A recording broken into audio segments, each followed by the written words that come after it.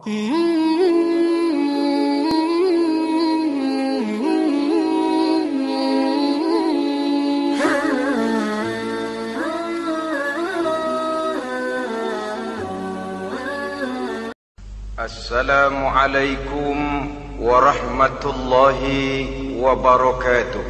Waalaikumsalam warahmatullahi wabarakatuh. Bismillahirrahmanirrahim. Alhamdulillahi rabbil alamin.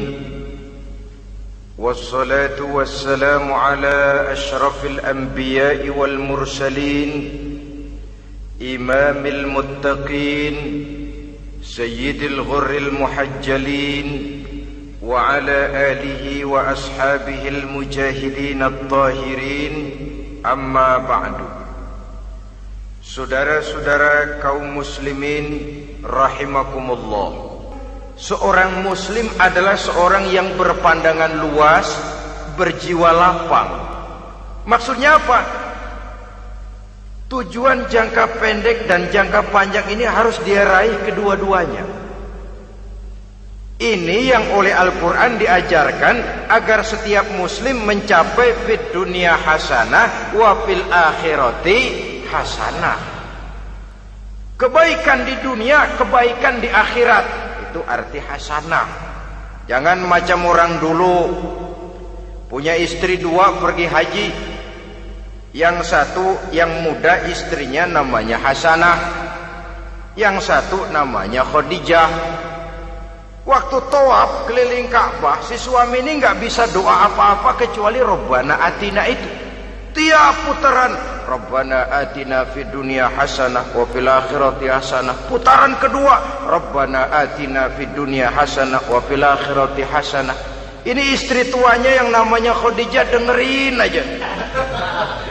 Akhirnya di satu saat dia colek suaminya, "Bang, mentang-mentang Hasanah bini muda disebutin melulu.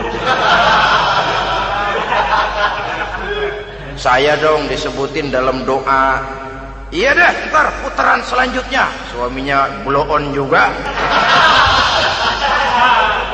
Putaran kedua dia baca Rabbana Atina fid dunya hasanah wa fil akhirati Khadijah.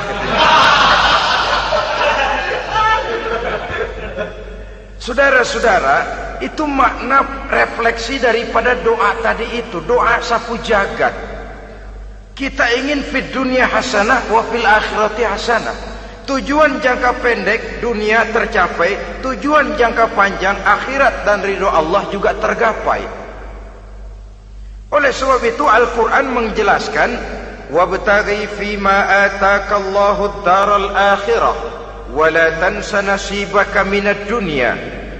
Dengan karunia yang diberikan Allah kepadamu, carilah bahagia akhirat. Wala tansa nasibaka minad dunya, tetapi jangan lupakan bagianmu dalam kehidupan di dunia ini. Cari akhirat, utamakan akhirat dengan tidak usah melupakan jatahmu di dunia. Kenapa saya katakan seorang muslim berjiwa besar?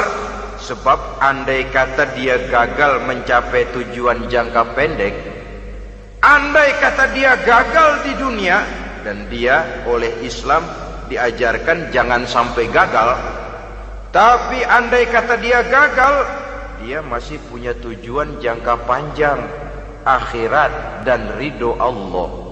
Dia masih bisa menghibur diri, biarlah di dunia kita sederhana, bahkan biarlah susah di dunia, asal di akhirat kita bahagia.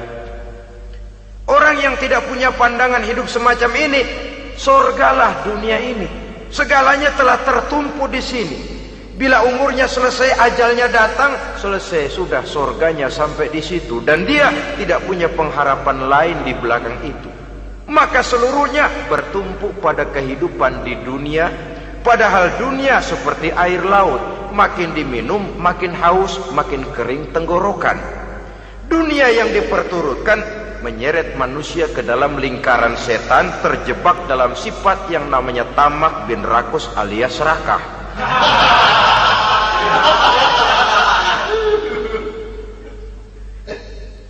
Andai kata dia gagal untuk tujuan jangka pendek, dia masih punya tujuan jangka panjang, akhirat. Dia masih sanggup berkata, biar di dunia kita sederhana, bahkan biar kebelangsak sengsara susah di dunia, asal di akhirat kita bisa bahagia. Kan masih ada harapan. Yang paling bangpak, paling rusak betul, sudah di dunia sengsara, di akhirat celaka.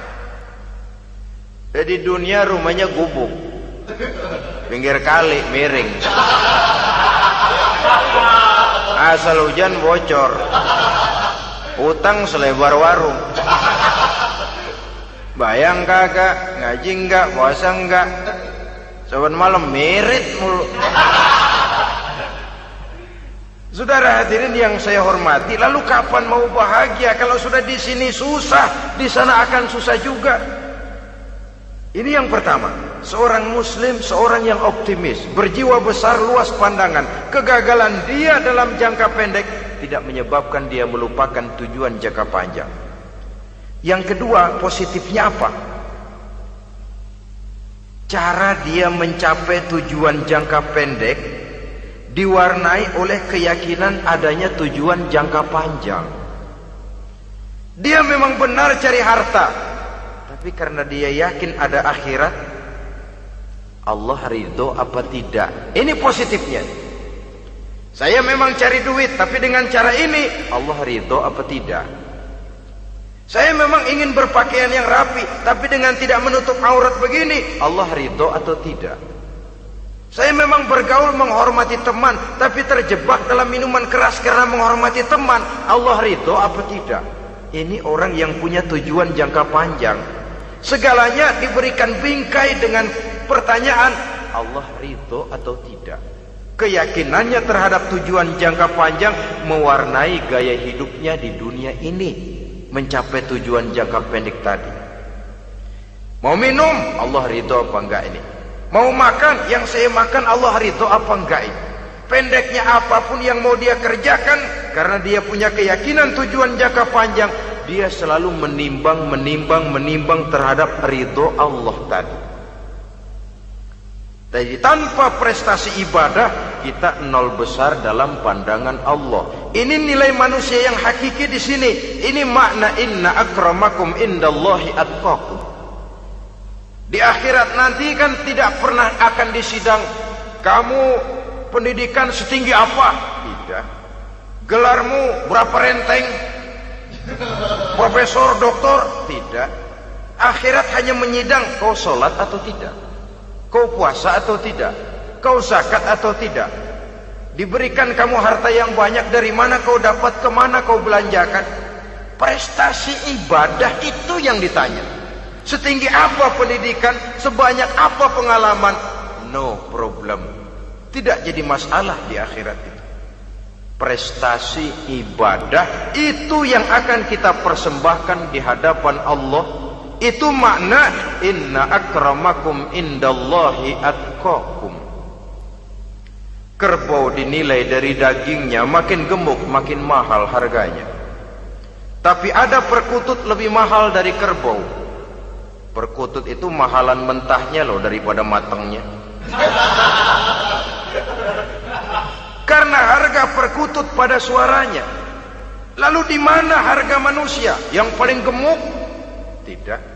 Suaranya, oh kalau manusia dinilai dari suaranya, barangkali Madonna nomor awal masuk surga.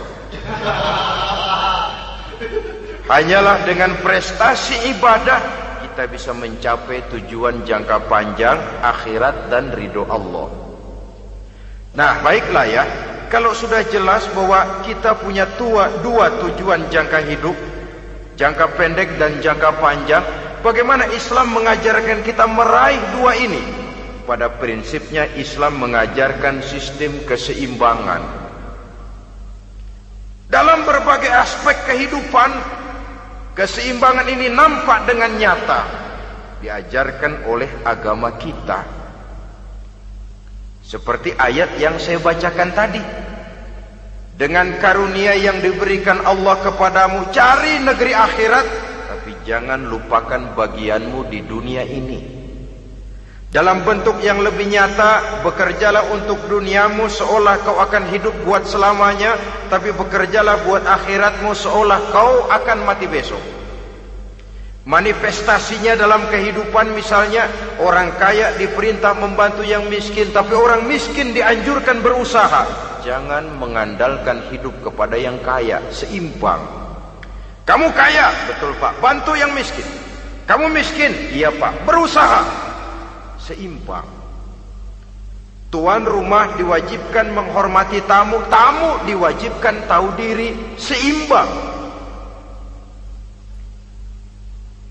Jadi bagaimana kalau sudah kita bekerja di sawah, di ladang, di pasar, di kantor, anggap kita akan hidup selamanya agar timbul gairah kerja. Tapi kalau sudah sholat, anggap kita akan mati besok supaya timbul khusyuknya.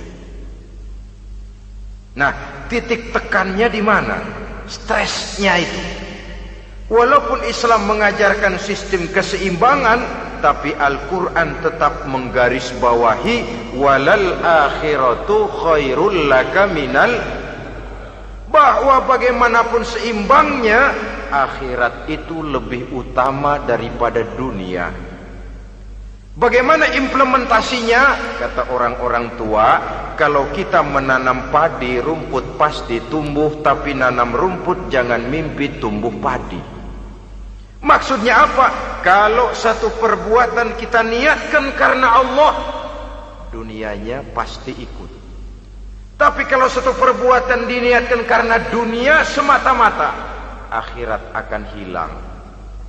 Sebab itu, biasakanlah berbuat sesuatu, baik untuk tujuan jangka pendek, lebih-lebih untuk tujuan jangka panjang, dengan motif lillahi ta'ala.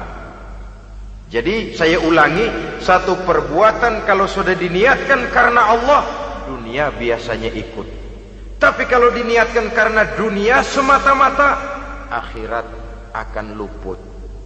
Padahal itu titik tekannya, walal akhiratu khairul laka minal ula.